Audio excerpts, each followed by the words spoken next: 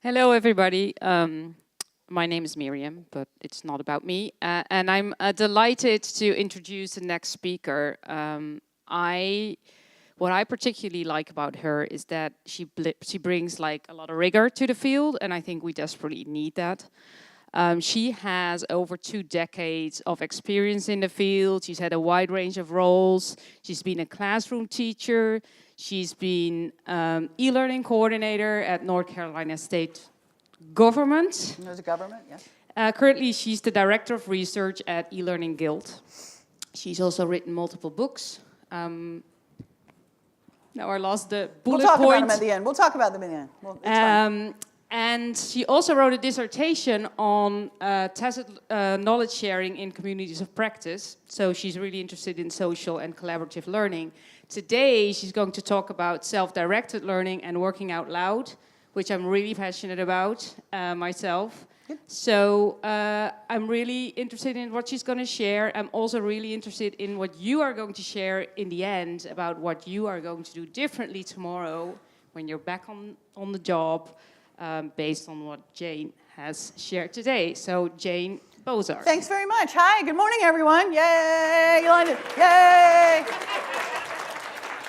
I love London. I love being here. I love this event. So I'm always pleased to be invited back, and I'm delighted to meet so many new and different people from all over when I come to the Learning Technology event. So welcome, everyone. This particular passion of mine about showing work rose out of my dissertation. By the way, that's available online for free. If you just Google Bozarth dissertation, it'll come up. The school has it online. You don't have to have a login or anything. I will warn you, it's 350 pages long. My mother would not have read this. But the community of practice is a community of trainers that I was involved in, so it may be of some interest to some of you about how that group shared information and some of the findings. My most interesting finding there, without getting too far off topic, was that many people wanted to belong to the community of practice because they felt it was a place that they could get the recognition and appreciation for their skills and abilities that they were not getting, say, from management or from other people at work who think anybody can do a presentation, anybody can train. So it's an interesting study, and good if you're having trouble sleeping. I recommend it. So show your work. Usually focuses on. I usually focus on 3 things about how showing work can benefit an organization, how it can benefit the field or the discipline at large. And Don asked me to focus it a little more tightly today on self-directed learning. So I'm going to do that as much as I can. We'll look at a good many examples today. I think it's a great way to help you see the many flavors this can take, the many easy ways there are to do this without it becoming onerous and painful. But I also encourage you to think about your workers and your learners. How do we need to help them learn to do this? I think there's an enormous potential for L&D to participate, for instance, in showing them how to use tools, choosing tools that are useful for them, choosing strategies that are useful for them. So certainly to extrapolate today, not just from your own work and your own practice, but also to your workers and the people at work. Most of the examples are visual. They're screenshots that other people shared. And so I've sort of loaded them all onto a Pinterest link, which I will be tweeting later. We have somebody from the media team here. She is tweeting it now. So you can get to that. And most of the earlier pieces came from the book, and that's where the permissions are if you need to track that down. But I'm happy to help you with that if you need to. But I encourage you to go take a look at the Pinterest board when you have time. And to get us started, I have a question. How many of you are in a job or have been in a job that you stepped into a role someone else had been in before you, that you had a predecessor?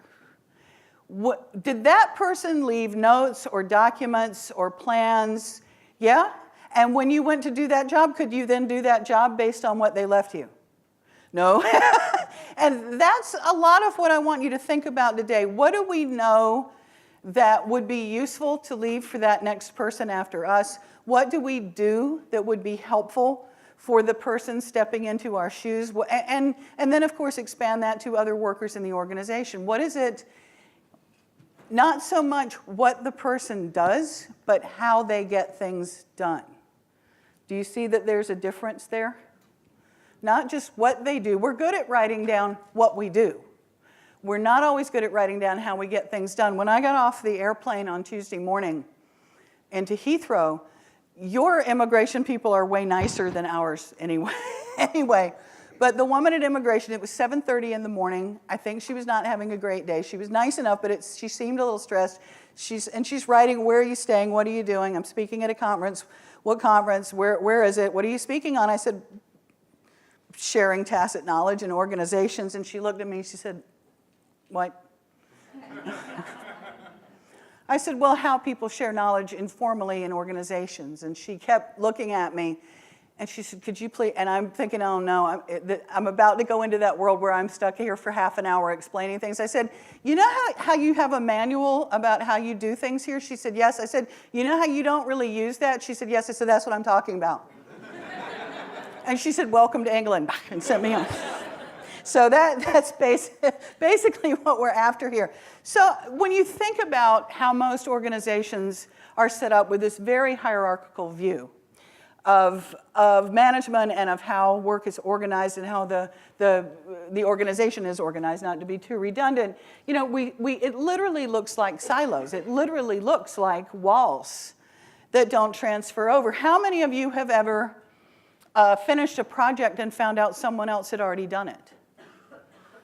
How many of you have really struggled to learn something or teach yourself something or get an answer to something or get quotes for something and find out somebody in another building or another department already had that expertise, had already developed, had a degree? Yeah, I think we've all had that experience. And so one of the things I think showing our work better can help with is helping us navigate through and around those walls a little bit better than we're doing. And my friend Charles Jennings, who many of you probably know, he's with the Internet Time Alliance. He does a lot of work with Jane Hart. He says, you know, if nothing else, showing our work better helps everyone having to keep learning everything the hard way, right? So looking at it from that point of view. Now, I want to start here with a disclaimer. Usually by now, somebody's raising a hand and saying, Jane, I can't put everything I do on Twitter. Jane, I work with private information, I work in a bank, I work with nuclear waste, I can't tweet it. I'm not saying that you should. I think you should be judicious and thoughtful about what you share where. There are things you may only talk to your boss about. There may be things you only share with your team or your organizational view. There may be a community that you trust where you've got peers or coworkers or maybe in a broader sense, you know, people that you trust that you might share with. You may put something out to the world. I worked for government and nothing I did was proprietary. It was pretty much fine to put anything anywhere I wanted to if it wasn't, you know, financials or personnel information about an employee. But there's also things you don't tell anybody. And that's okay. There may be things you don't want anyone to ever know that you did, and that's all right. Another thing is that it doesn't necessarily have to include technology. Ancient cave paintings, for instance, showing where the good hunting was, or where you could meet colleagues in your hunting endeavors didn't, you know, it may be rethinking how you do a staff meeting.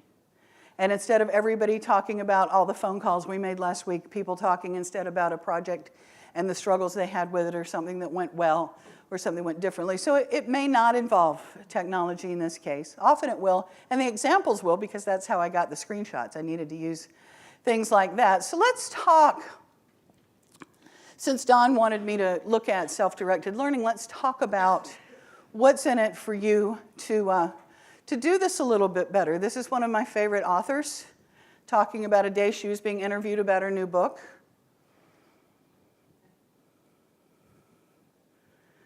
I learned more about my own book as we talked, right? How many of you have had work like that? You're explaining it and suddenly you realize something, write something about it. Here's one of my favorites. There's a cartoonist named Mary Engelbright, and I want you to look at Pinterest because you can see the actual picture there. I could not get permission to use the cartoon for this presentation. It's hard. She's big. She's a big deal. Getting permission would have been a big deal. But she said it never fails. The minute I post something new to Instagram or Facebook, then I see the mistake, right? We've probably all had that experience too. So about a decade ago at Vanderbilt University, there was a study with small children, like 4 or 5-year-olds. And they divided the children into 3 groups. They were given a pattern matching test. And it had to do with like colored bugs, like there would be a blue ladybug or a green something or a purple spider. And the task was, the goal was for the children to guess the next item in the sequence. Fair enough, simple enough. The children were divided into 3 groups, and the first group of children were told to just state their answer. The second group of children were to state their answer and sit quietly and think about why that was the answer. The third group of children were asked to explain their answer to their mothers. Who do you think did better on subsequent tests? Why?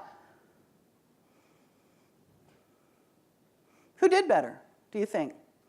Which group? The kids who were explaining it to their mothers did perform better on subsequent tests. Why? Because they had to justify it? I think when you explain something in your own words, when it's, I don't think that I know that, then, you know, it just, you contextualize it for yourself in your brain, you create stronger memory. Well, there's lots of fancy-dancy learning language that goes along with that, but yes, articulating our rationale helps us learn from it. How many of you are designers, like instructional, or you've done instructional design work? Have you ever had to sit in a meeting and argue with somebody about the color of an avatar sweater? Or have you ever had to explain why, no, we don't want a cartoon cat narrating the entire thing, right? But you know it's wrong, and in your heart you can say it's wrong, but you can't quite explain. So learning to articulate our work, learning to say why we're doing what we're doing, learning to explain that can be very, very helpful in improving our own practice and making us better at it as we go on. This is a quote from the book. This is Meg Reyes from 37 Signals. They're the Basecamp people, if any of you ever use Basecamp for project planning. And the gist of the quote that's pulled here is he's explaining why he chose a particular font. He didn't want his work to look as if it was just text rendered on a screen. He wanted his readers to have an elegant reading experience. So what does Meg Reyes learn from writing this? Do you think he actually knew that before he started writing? Did he sit down and, or did he work it out as he was going, do you suspect? Probably, you know, he was trying to justify why he did what he did. But also, when you can see somebody go into this much detail over choosing a particular font, that leads us back to my questions of arguing about avatar sweaters and dancing cats and all the rest. You know, we need to be able to articulate what it is we're trying to do and why.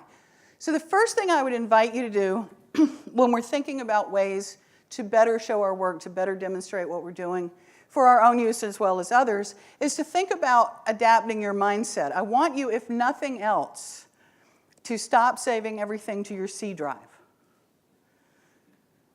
You know, we do something, we learn it the hard way, and we don't do anything with that.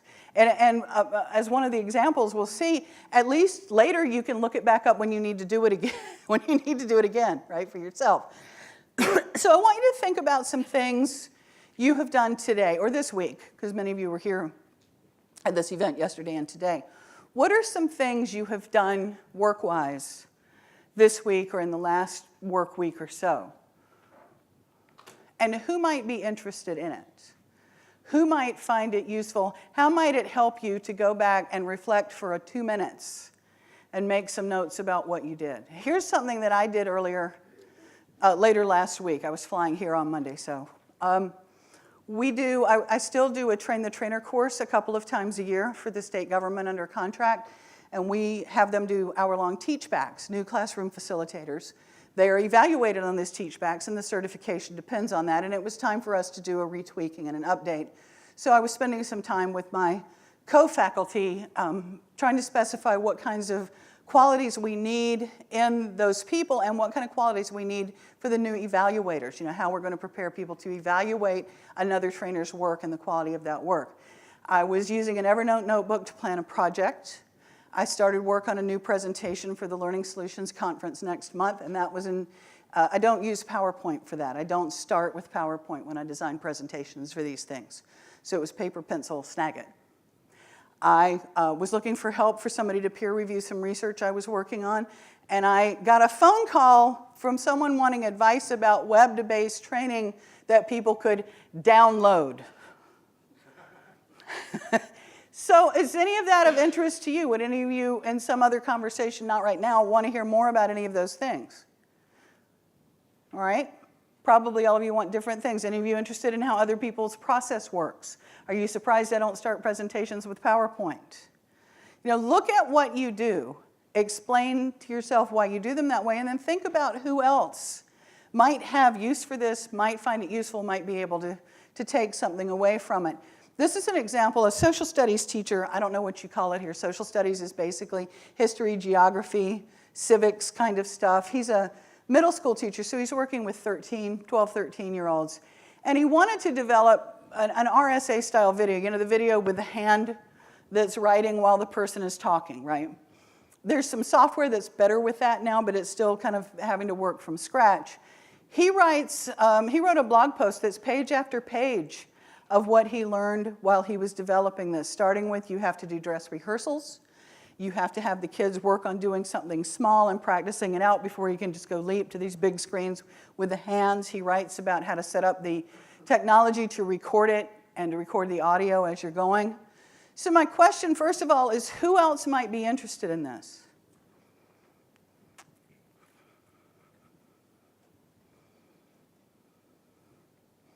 Yeah? Will? Oh, hey, Will. I didn't see you here.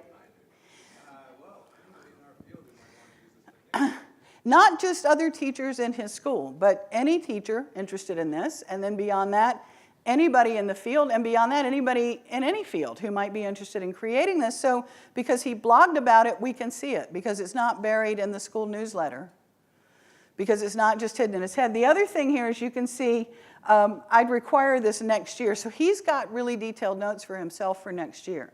If you're going to write the notes anyway and capture it for yourself anyway, put it somewhere other people can see it. But be clear about who those other people might be. This is not just useful for teachers.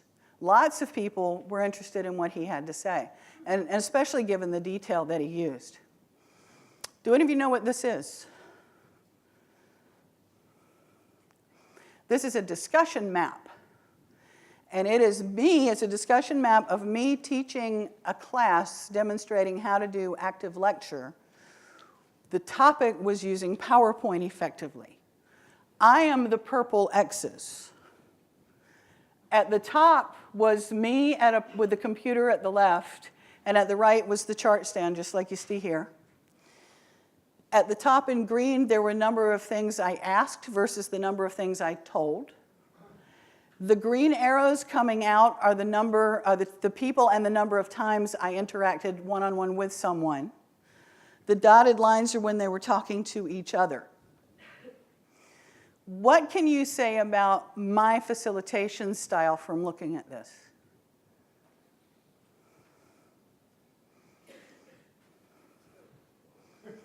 Huh?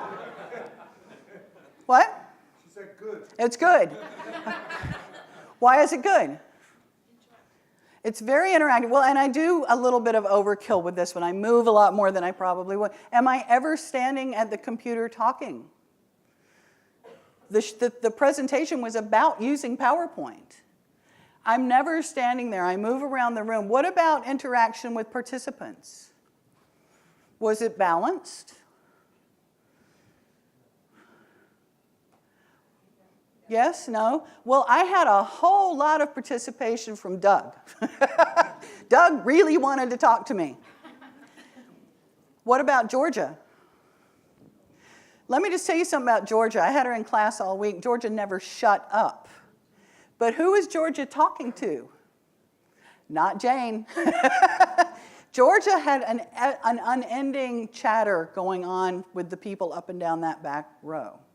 What can you tell from the way this room is set up versus, for instance, the way this room is set up? Does room setup matter? How? Why? Here, everybody can see you and each other. In the U shape, I can see them, right? They can see me, they can see each other. You can't go but so big with that, the bowling alley shape. You know, you can't go but so far back. I can't move in this room like I could move in that room. I can't get between these tables because they're parked so tight. So as the presenter, having somebody map this, what can I learn about myself from sharing this with you? Do you see something maybe I haven't noticed yet? A lot of interaction with the front. Sorry? You have a lot of interaction with the 6 people in the front.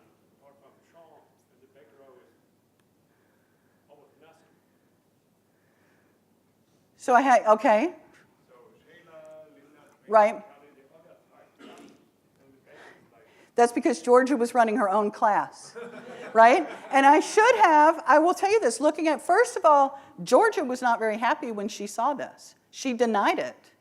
She said, I can't believe I didn't say anything to you at all. And her coworkers were like, that's because you never shut up talking to us. I didn't have to say. All right, so in retrospect, looking at this, I probably needed to pay more attention. By this day, I was a little annoyed with them, and they had been chattering the entire time, and I could never get their attention. So I probably should have worked harder to move more toward them. I could have gone into that box a little more. What else do you see that maybe I didn't see? Anything? Okay, good. My friend who does this kind of as a hobby. She'll come, if she's available, she'll come and do it with anybody. And she was working at a bank at the time, and her manager didn't understand why people did not participate more in his meetings. And basically his map was him sitting at a table up front, never doing anything but talking. The map is very revealing. So this can be interesting, but then I tweet it out. And people ask me about it, and they want to explain it, and they're interested in how that they can improve, and they want somebody to map them. So sharing it can make it a more useful tool for everybody. Yeah? This is fascinating. How did you collect this data? I had a graphic recorder in the back of the room following me while I did the presentation, and she's pretty skilled. She's the one who did the bank manager. My friend Nancy, Dr. Gustafson, comes pretty much every time I teach this class because it's for the new trainers, and she does this map, and she will admit that it's easy to miss some things. She said she may have missed the number of times I actually answered somebody or interacted, but it's pretty accurate. I think you can measure it against a video and find it's very close. What about asking versus telling? What is my style generally, do you think? I try not to be too declarative. I try not to just declare the whole time. So it can be a very useful tool, but sharing it out can help me see what other people might see, right? Any of you have ever participated in blog chat? I thought this was a wonderful experience with social learning. The blog chat folks, some years ago, the blog chat administrators, moderators said, if you submit your URLs to us and volunteer and want to have us review your blog and give you feedback, please send it in. Give us your URL and we'll take a look at your blog and see if we can help you with some things. They had so many that they couldn't do them the same night, so they had to spread it over a number of nights. So these are people that don't necessarily know each other. It's an online bunch of people who participate in a Twitter chat, don't necessarily interact face-to-face, don't necessarily ever have met, and maybe not have met in real life, but they invited the rest of the community to offer feedback on their work. And this was the kind of feedback one of the blogs got. Now, if you were the blogger, first of all, it takes a lot to submit your work for an unknown community to just have at, right? That's a certain leap of faith.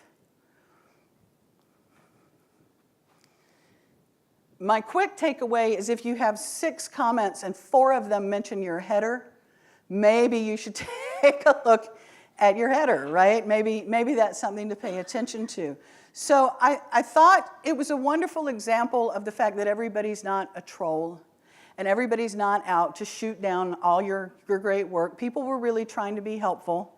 And when it was offered up sincerely and the offer of help was made sincerely, it was a very useful exercise for the people that chose to participate. But it takes a lot to say, this is my work, I'm inviting feedback on it to a bunch of commenters. But these are people who had the expertise. I mean, they were all bloggers who were fairly experienced. Probably you're going to get better feedback from them than you are from your mother-in-law and your coworkers and your boss, right? I mean, they were the credible people to give the feedback. So if this is a really new idea to you, I invite you to think about things that you know. How many of you, what have you learned from YouTube? Let me ask that a different way. What have you learned from YouTube? How to crochet, how to fix a toilet, how to fix a Hoover, a vacuum. You know, the person that maps me had dogs named Hoover and Electrolux once upon a time. Somebody had a hand up over here. How to feed your dog. There's lots of toilet repair. The toilets break more than I think any of us realize. What about over here? What have you learned from YouTube? Repair a car. Oh, come on. WordPress stuff. Something that might actually be work related. Yeah, over there. All right, help with classes. I saw a hand. Yes, ma'am. How to self-publish. So who created those YouTube videos mostly? Were they plumbers or professional crochet? Right, it's somebody that had to learn something and thought that they would share it. And I think it's interesting, especially in the YouTube case, where so many people will really have to work to learn to patch the drywall or fix the toilet or put the handle back on the car or bake the bread or fix the daughter's hair. That's huge for single fathers, how to fix my daughter's hair. And they'll stop and make a video of that and share it with the world, but we don't think to do that at work very much. We don't think, oh my gosh, I spent half an hour figuring out how to recolor this thing. I should make a quick video of that and share it with people. So figuring out, what you're good at, what you want to share, what you want to talk about is one way to start thinking about how to show your work. Those of you who know me know that I'm a ukulele aficionado, and I was already a guitar player, so I wasn't starting from actual rock bottom, but I pretty much learned from YouTube because so many people were offering help there for free. I didn't feel like I needed to take classes. Now people ask me where they should get books or what books they should buy. I have no idea. I don't know. No idea. Also, I meant to tell you, I understand that audiences, when they hear me, are often waiting for me to say y'all. So there you go. Do you know what the plural of y'all is? All y'all. And so that you use this properly forevermore. Y'all is not singular. It's not Scarlett O'Hara. We never say, are y'all going to go to lunch with me? It's y'all want to go to lunch, or all y'all, come on, we're going to lunch. That's how you use it. Do you have a hobby? Is there something you know how to repair? Do you have some sort of particular expertise that you could share with somebody? So start with what you know. Start with something you're comfortable with. And keep in mind that work can be a lot of different things. It might be how you fixed it, how you solved it, how you thought through it, explaining a rationale, big things you had to overcome.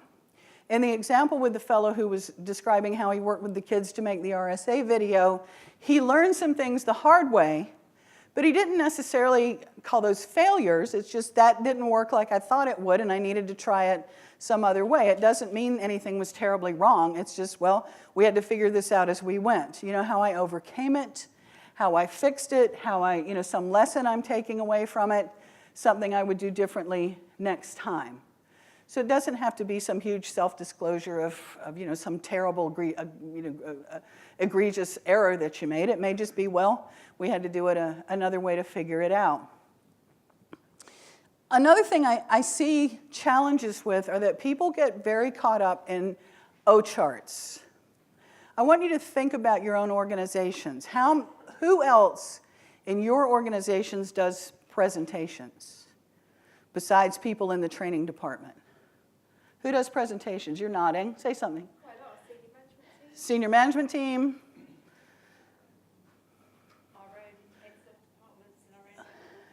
Right, your own local team. Who else? Everybody. Customer service people do presentations. The sales people probably do presentations. Very often people like in the engineering department may do them. They may do them at their own meetings. They may do them at their own specialty conferences or something, but many people in an organization may do presentations. Many people may be doing some sort of writing or technical writing. Many people maybe have customer contact. So look beyond just your own world into who else might be doing this, who else might be interested in it, who else might use some tips. Craig Taylor is not at this event this year, I don't think. If he is, I apologize. But Craig's job at a previous job, one of his volunteer tasks, he just said, was to ask the other departments with presenters to send them his slide decks and he would help fix them or make them better. And he would send them back corrected, but with notes about why. Your font was too small to read when it was on display. It was too cluttered, and I cleaned it out for you. It was hard to stay focused on your point. You had a lot of interesting information, but it wasn't it was too broad, and there were too many things going on. So that was kind of how he contributed to what he was doing there, but giving feedback in that way. The second thing, after adjusting your mindset, is to think about how you can build this into your workflow. All right, Jane, all of this is great, and I'm busy. I got stuff to do. So I'd like for you to take a moment and think about how you might be a bit more reflective about where there are moments in your day where you're not just pounding on to get to the next thing. Finish that, push it aside, go to the next thing, push it aside, go to the meeting, push it. You know, how can you start being a little more intentional about where it would be useful for you to stop and just take a breath and say, I need to write down how to do that. I need to take a screenshot. I need to, you know, in natural breaks in my day, when I come back from lunch, before I leave for the day, that kind of thing, when I'm driving to work or commuting to work in the morning, what are some things I can do? Where could I take a photo? Where could I put a comment? And try to build that into your natural day. I'm trying to emphasize, particularly with my examples, this doesn't have to be time-consuming. It doesn't have to be something that takes up hours of your day. It doesn't have to be gut-wrenching personal reflection. But I happened to do this one day out of frustration. Because I was with state government, we change senior management every 4 years. If we're lucky, we change them every 8, but often it was every 4. And we would get a whole lot of new people in who were very energetic subject matter experts, but they weren't necessarily very good with the government stuff, or they had never really done the kind of work I needed them to help me get done. And one day, kind of out of frustration, I said, well, this was how I spent the last 3 weeks. And this is basically a snapshot of an e-learning designer's job, isn't it? Taking a mountain of information from subject matter experts and trying to do something. I would say, and you know, my dad would have understood this. I'm sorry he wasn't here when I thought of it. So, you know, how can we explain what we do? How can we show what we do? And this was very useful for me with management because they didn't understand why stuff took so long. Well, we sent you the policy. Can't you just copy it over to screens? Right? Well, we sent you all the rules we need for the safety thing. Can't you just put the text on, add a next button and be done? So this was very helpful at how I could help them learn from what I was doing. And it also helped me get very clear on what my job was. I said, I'm not here to just copy and, if you just want your policy copy and pasted to slides, I can teach you to do that. You don't need me. Right? If you want something else, this is how I can help. So it really helped me, kind of in the way Mig Reyes did with the font. It helped me explain to them what I could do and what my role really was for them and what it was not. And then, you know, capture it somehow. So first of all, I want you to think for a moment about a task you have done recently. Some project you've worked on, some task you've done recently. If you have paper, make some notes for yourself. What did you do well? What do you think you did well on a project you did recently?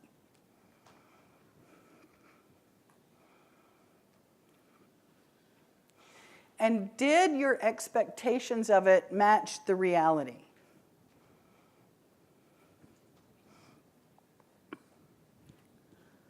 You can print this from Pinterest, by the way, it's on there.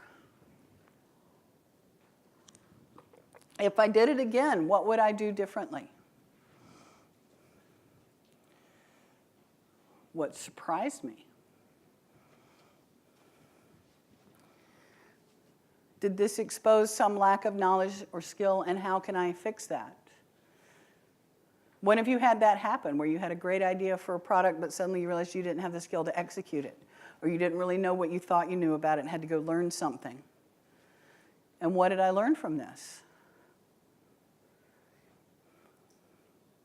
And this is a really good example of a time to stop and just think before, when I launched this course, you know, what did I learn from this experience? Did my expectation match reality? This took much longer than I expected because I was working with these new people who didn't really know what I was there to help them with. I had a very hard time getting them to understand that food service workers and shop maintenance guys were not ever going to read their 50 pages of policy. They were not ever going to memorize many of the finer points of this safety stuff. What we needed them to do was to do things like make sure your shoes fit well and make sure there's not any oil spills on the factory floor, right? They had a very hard time letting go of all that content.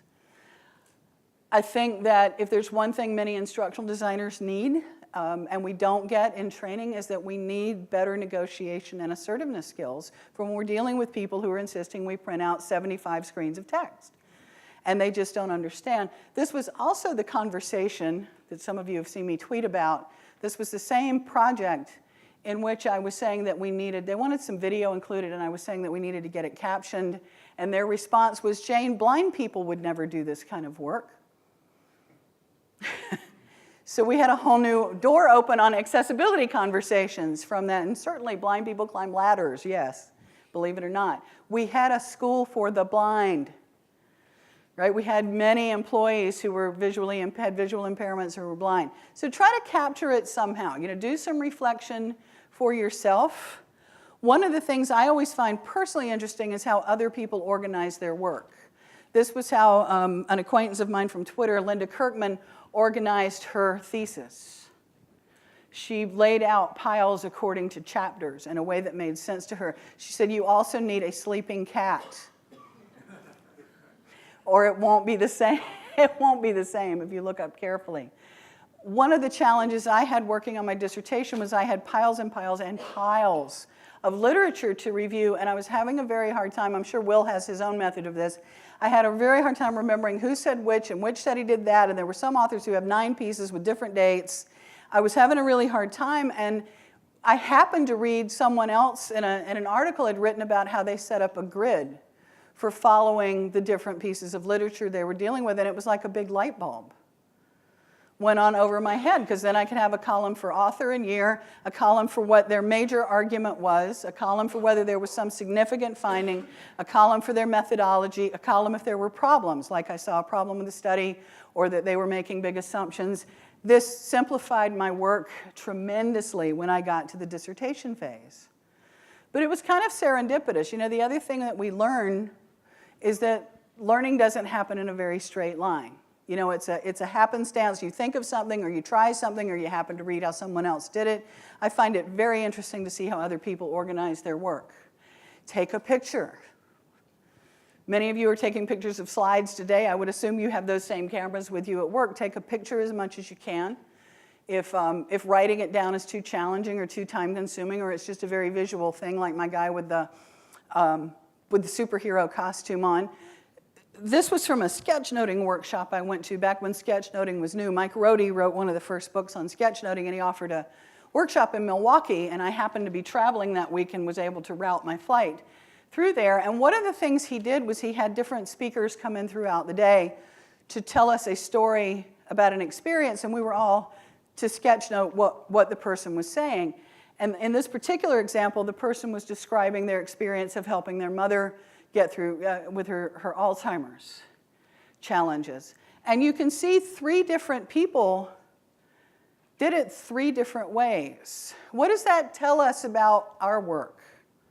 If 3 of us can hear exactly the same story and then go represent it 3 different ways, what does that tell us about our own workers and the people who access the work we do?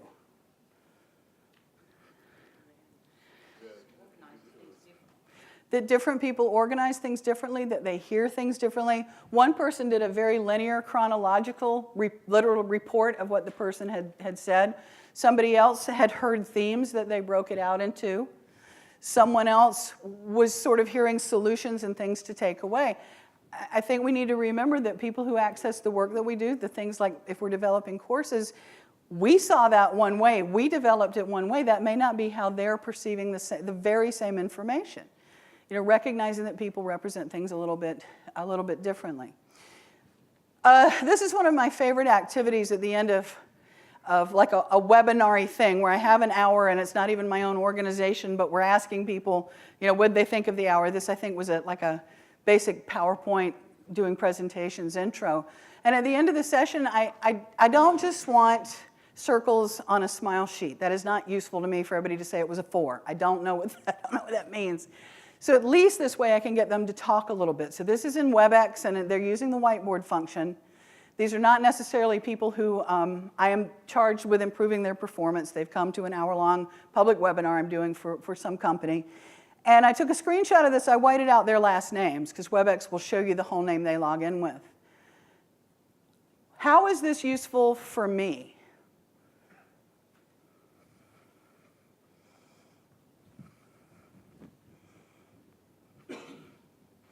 To capture their information this way. How is this useful for Jane?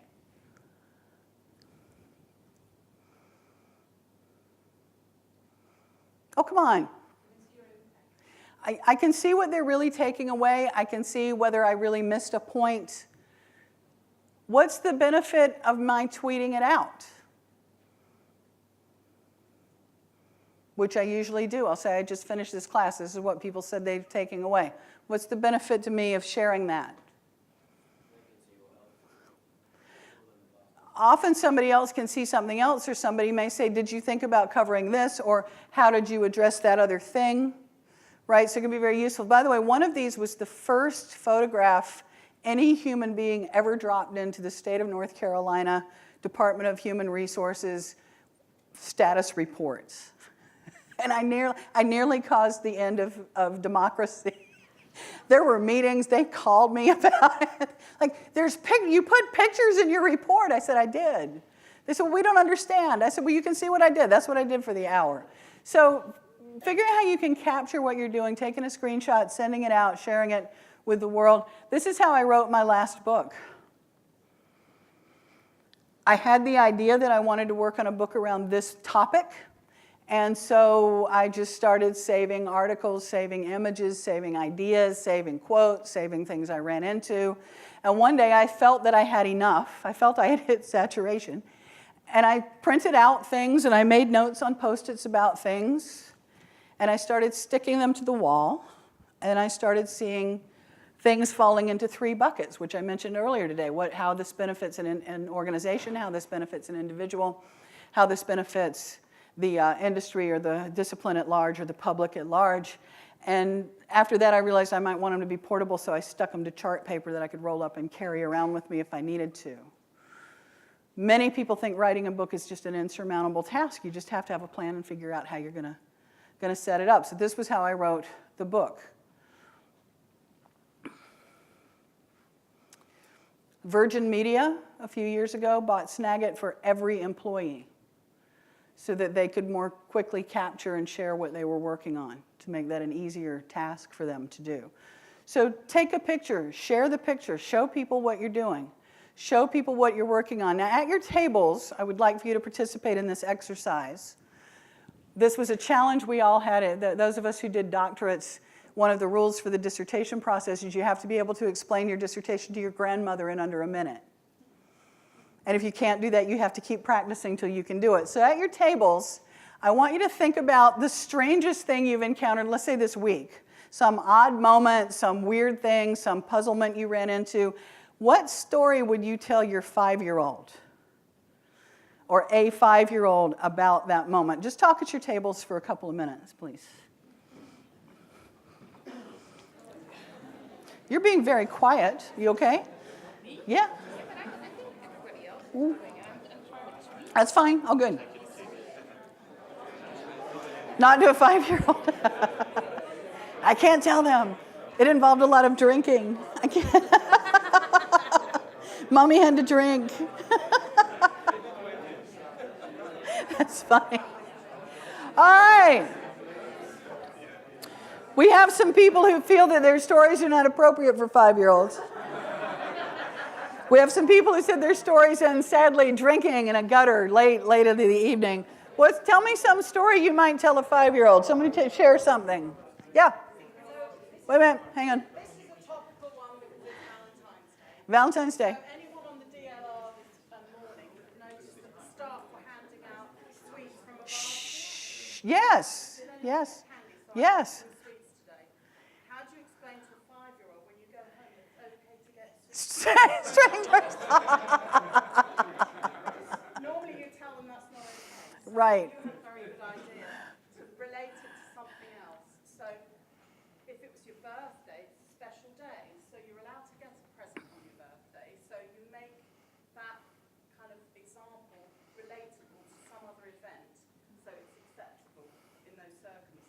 All right, good. Because otherwise the 5-year-old says, oh no, you shouldn't sell sweets from strangers, but it's okay because it's a special day today. And by the way, the person was official and in uniform and there was a reason for that. Right, she had on a vest. That makes her official. I saw her. I saw her too. So that was one example. Anybody in a vest. If they're in a vest, if they're in uniform, it's different.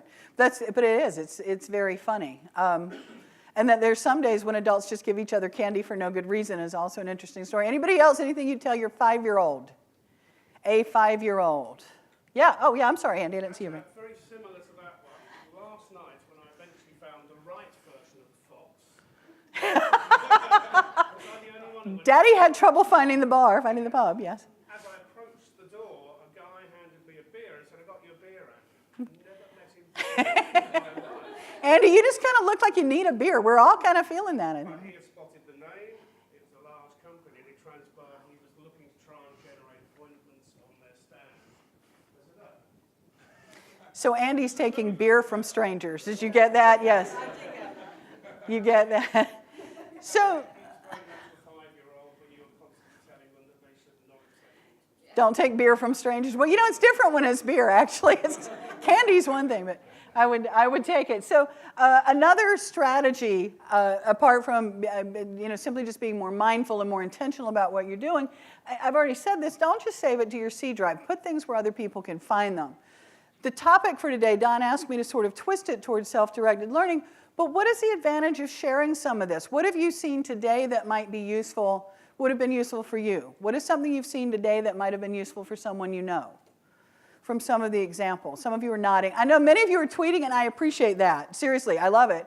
But talk to me a little bit. What is the advantage of showing your work to others? They might learn from it. Have you seen anything that was terribly proprietary or secret or embarrassing or that was a threat to an organization? You know, I did a lot of work with social media, particularly back in the early years of it, and people were always so worried. Managers are always worried that an employee is going to do something horribly embarrassing or say something horrible about the company. You know what? 99% of the time, it was the senior manager that was saying embarrassing things on social media. It was not the employees. It was rarely that you would see a rogue employee doing something. So, you know, be thinking about sharing what you do as the new save. Just put it somewhere that people can find it. That doesn't necessarily mean you have to blast out every minute of your day or brag on everything you're doing all the time. But you know, if you're distributing something like a file or a photo or a document, don't attach it to an email. You know, try to direct people to a link to it. If it's not on Instagram or Twitter, at least put it in a shared folder someplace or put it in a shared drive somewhere and let people know where it is. Learn to tag things and help other people learn to tag things rather than rename everything every single time it's saved. The challenge with email is that you remember you saw something 3 months ago and now you can't remember what it was or who sent it. The other thing is that if you and I have a really interesting conversation and we've shared a lot of stuff back and forth and then I leave, they delete the account, right? And it's just sort of gone forever. So figuring out where we can put things that they might be useful to somebody else. Or if you've seen examples today of using Post-its or using chart paper and taking pictures of things. I think an opportunity for L&D is to create better profiles and help our workers create better profiles. In the LMS or in the social tools, one of my biggest frustrations when I was with state government, we had an $80 million HRAS system, you know, to run benefits and salary and payroll, all that kind of stuff. I could not search it to find out of 85,000 employees, I couldn't search it to find out who spoke Portuguese. And we had a desperate need for it in one of our school systems. We had an influx of kids, Portuguese-speaking kids, and I know we had teachers who could speak Portuguese, but we had no way of finding them. And that's just crazy, you know, so help people fill these things out, help people develop their public personas and their profiles for what they want to be found for, and not what you don't want to be found for. Any of you who remember way back in the dark ages, it used to be you didn't tell people you knew how to type, because that's what you'd end up doing. So what do you want to be found for? Yes, ma'am. As learning professionals, I feel that we also need to get better at, can everybody hear me? Yeah, speak up a little bit. Yeah, we can. To share what we find difficult, because I feel that we're sharing a lot of, you know, look how great this is kind of stuff, but not necessarily necessarily the things we find difficult or struggling with. And I even notice, because I do it sometimes, where I ask, how do other people do this? And then what people do is they answer in a way that sounds like it's easy to fix. Right. That's not necessarily helpful. I think it would be more helpful if people would say, well, it is difficult, you could try this, I've tried this before, it helps a little bit, but not la la la. So just be a bit more open, and I think it invites other people to share more genuinely as well. One of my favorite examples of that, how many of you have seen the Articulate eLearning challenges in the eLearning Heroes community? People there are very, very open about asking for help, and people are very quick to help. And friends of mine, Tracy Parrish is a name you may know if you're on there very often. Tracy has told me, she said, I like to go in sometimes and just see if there's a question that hasn't been answered, because I learned something too. When I help somebody with something, I can usually say, oh, I hadn't thought of building a menu that way. Oh, I hadn't thought of using a video that way. Oh, here's how to work that out. So, you know, figuring out what we can do to help each other out a little bit. You saw the example with the blog chat. People are usually happy to offer help when it's genuinely solicited, and they have genuinely offered it. I got a little frustrated yesterday. I had posted about I wasn't sure that I felt everybody I knew was hating their jobs and miserable at their work and didn't like anything. And somebody responded to me, well, they should just quit and get another job. I'm like, well, isn't that a nice, isn't that realistic for all of us all the time? Just quit and get another job. Yeah, sure. Yeah, sure. Use what makes sense to you. Let's suppose you have copier repair technicians who continue to run into problems with a particular model. And one of them has figured out a workaround or figured out a tweak or figured out how to jimmy a tray that gets stuck or something while they're waiting for the engineers to come up with a final solution. What might make sense for these copier technicians in terms of sharing their solution? Are they going to write a 4-page PDF? No. What might a copier repair person do? Let's say you've got the standard stuff at work. They've got smartphones, you've got an LMS. It's got community features. What would make sense for these guys and women? Huh? To do a quick video, an explainer video, what? Do that. So what do you need to do to get them ready so they can do that?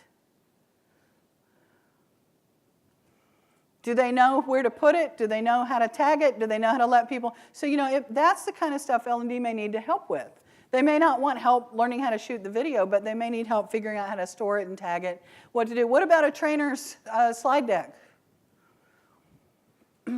How would you share a slide deck with your coworkers?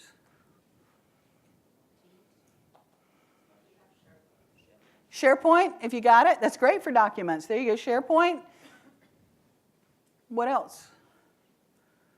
That's short of attaching it to an email. If you don't have a place for that, remember we had a conversation already today about how many people in your organization do presentations. You may want a shared space where everybody can put their presentations so that people can see them. What about a project manager? Where might they put notes or screenshots or whatever? What might a project manager share?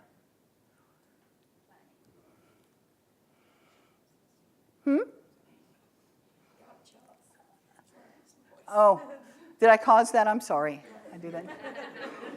So they might have screenshots of how they laid out a project. Some of you were really interested when you saw how Linda Kirkman had laid out her thesis, how I had arranged my literature review, a quick screenshot of our process. Or you may just talk about it in a meeting. It may just be something simple that goes to a single group. It may be something that you end up sharing to SlideShare. It may be something you do as a blog post. It doesn't have to be hard, but you know, do the things that make sense, but try not to just have it be more attachments to email. And remember what I said earlier, it doesn't necessarily have to be a technology solution.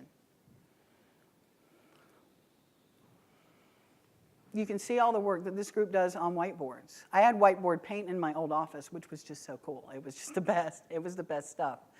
I work for the eLearning Guild now, and at our big events, one night is set aside for what we call Demo Fest. And it is for people who are attending the conference to show off something that they have done. They come in, they show us a course they finished, or a quiz they built, or a product they've developed, or something like that. And there's generally about 100 tables set up, rounds like this. And anybody can come by and watch and ask questions and get answers for it. Where might something like this work in your world? Is this something you could do where you work? And it's just a chance for people to talk for a few minutes. It's not projected. It's not to a big theater. It's very cacophonous. It's quite chaotic. But it's wonderful, and it gives people a chance. Back to what I said earlier about the trainers who were participating in the community of practice because they felt that their peers appreciated them and understood the work that something took and understood the challenges that they were faced with and understood the difference between a talented presenter and one who was just standing reading slides. It's a great way to get feedback on your work. It's a great way to answer questions. And back to, you have to articulate what you did. How did you do that with no money? How did you do that with conflicting stakeholder demands? How did you do that with this product that isn't meant to do that? Tracy Parrish, who I mentioned earlier, and there's an award. They give awards at the end of the night. You can vote on your favorites. Tracy Parrish won last year for building a mobile event app with Storyline because there was no money for an event app.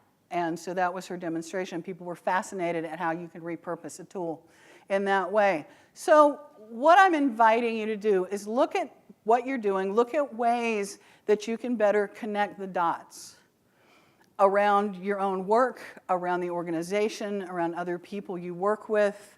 Is it creating and sharing something that you're working on? Is it creating and sharing and helping other people share things that they are working on? How can you make your work more explicit? How can you make your work more findable? How can you help others do that with their work? And what is your role? I think one of the things that sometimes gets lost on L&D practitioners is that how many of you are employed in an organization, in a business that's doing you're in the training area? How many of you are in a shop that only develops courses or things like that? So many of you are employed in organizations. At some point, many of us have access to literally everybody in those organizations. We know who our star learners are. We know who comes to everything. We know who the managers are. You know, we have potential to have enormous influence over helping to connect some of those dots. This was a conversation I was having with Kate Graham. Kate Graham asked, this was several years ago, asked who was using Periscope. Well, it just so happened that very day, my friend Will Constantine was showing people via live periscoping how to cook Indian food. So I was able to hook Will and Kate up to talk about how to use Periscope, how do you set up the tripod, how are you doing this in real time. It was great. So looking for opportunities that you can help people connect. But you don't know this unless somebody's talking out loud about what they want to learn and what they want to know. And it's important, I think, if you're not very active in the social media world, or this is all just very new idea for you, you do get back what you give. Those of you who are pretty active in online communities or active at work, would you agree with me that what you give, you will often get paid back? It's not necessarily going to be a one-on-one, but retweeting people, sharing stuff your friends are doing, sharing successes that your friends have had, commenting on other people's work and being kind about it. You know, thinking through all that.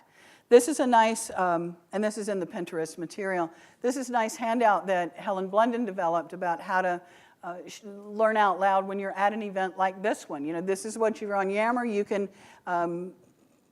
share your notes, you can share your photos, you can share your blog posts to them so that the colleagues back in work can read them.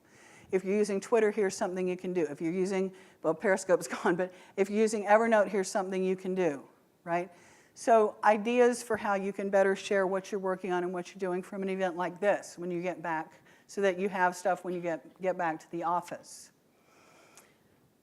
This was a woman who did a blog post for the Pastry Box blog that's gone now, but she said when she was a kid, she toured several factories and she understood that design and machinery and production were all intertwined in ways that weren't always explicit. So when she was older, she was working in a publishing shop, and she said rather than have lunch with designers, because she already talked to them all day, she would have lunch with the pressmen.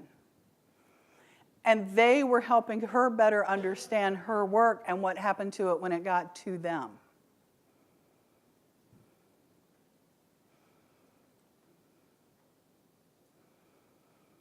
They showed me how to think beyond just being a designer.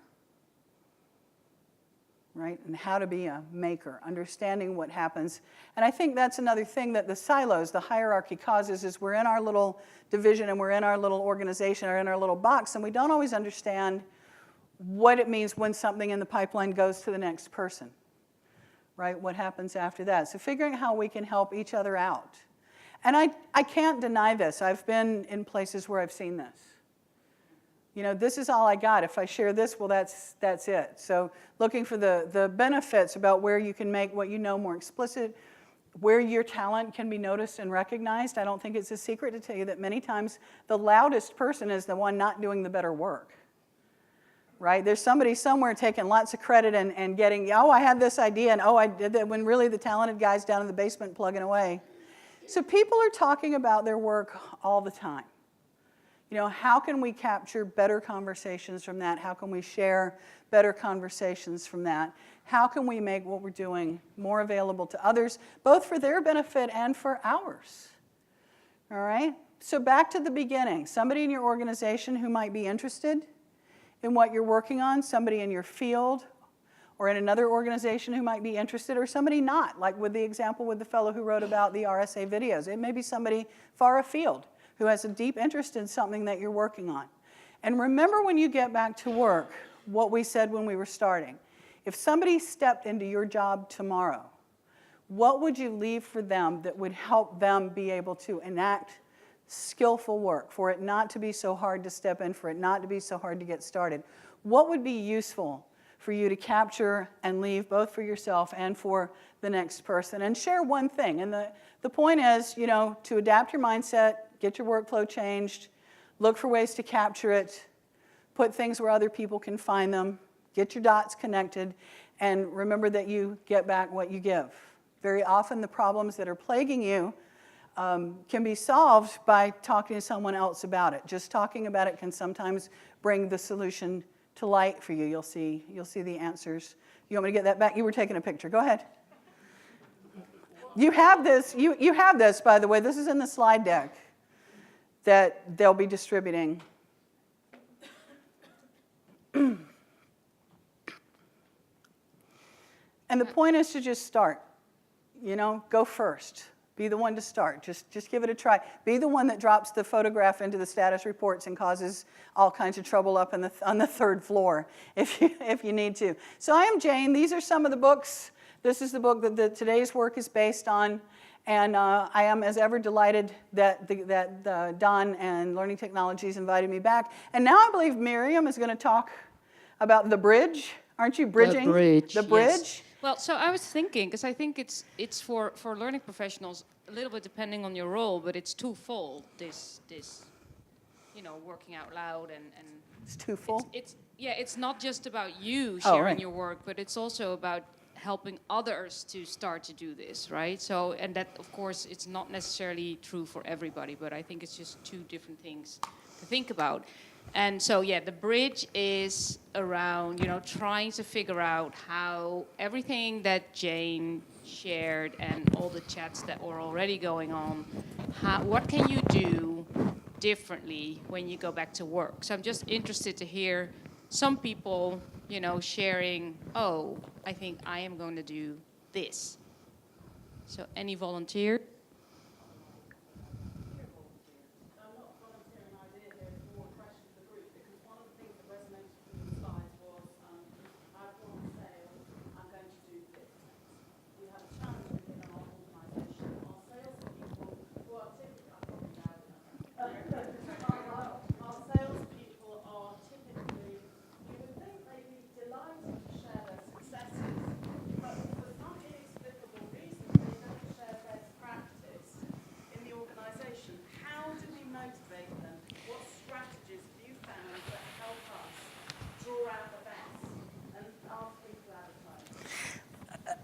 Can I just say one of the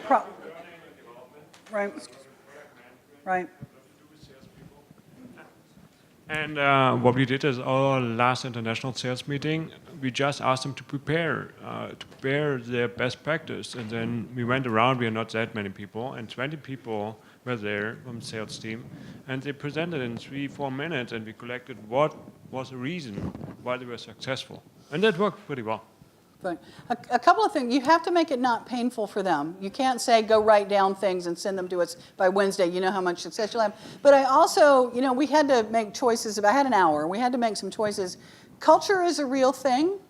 If you're in a situation where everybody sits in a building with all their doors shut all day long, asking them to share is probably not going to go very far. And if you've got salespeople who are rewarded for competing with each other, they're not going to tell you all their secrets. I mean, that may not be where you start. One thing you can do is say, could you send us your slide deck? Could you talk about some of the objections you've encountered? Talk about something more specific.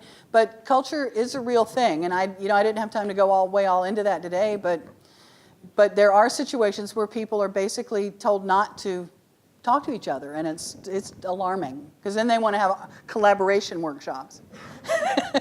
Right. Anybody else? Yeah, there's a hand. Thank you. We are changing some of the metrics that we're using within the business, and we're looking at speed to competence a lot more. So when either onboarding new people or people in new positions, it's something that we want to speed up. And I'm now kind of thinking that case of that example of someone coming into role, totally relevant. But what does it currently look like now? Starting to build that story first of all. It's that element of giving getting back what you give. At the moment, it's not a tangible currency, I think, for anyone who's not doing it at the moment. So trying to show them it's kind of the other way around of, if we aren't doing this is what we are going to get. How can we now avoid that? How can we make this an even better experience, either for someone completely new to the business or for someone who's been in the business, new to the role, but we're going to give them a different experience, getting in to hit the ground running. So we need to talk to people who have just come into roles, find out more. Excuse me. Find out more about what that experience has been like. Find out how long they feel it's taken for them to get to competence. Perhaps benchmark that against what their manager thinks. Get an idea across the organisation as to what that experience looks like in general, and that's our benchmark. Then that we can then start to shave bits off of that and make it quicker, and then it's a case of sharing the process that we've gone through. So it could be blogs. We're in a very new world where we are at the minute. We're building a new culture, and it's an interesting time. It's fascinating. But it's also requires a lot of work, and this kind of comes at a very good moment for us. So I'm happy to go back and share. Good. One thing that can be fun is to have the new hires create stuff for you. Go take pictures of things that represent our culture and watch the pictures of signage that you have in your building you never noticed. Are there 7,000 rules posted all over the place, right? Have them take pictures of things they found confusing. Have them have a rotating blog with authorship where they can, as the new hires come in, they can have a facts page that they update as they go for each other, right? So there are a number of things they can do, yeah. Anybody else? I think we have time for one more idea.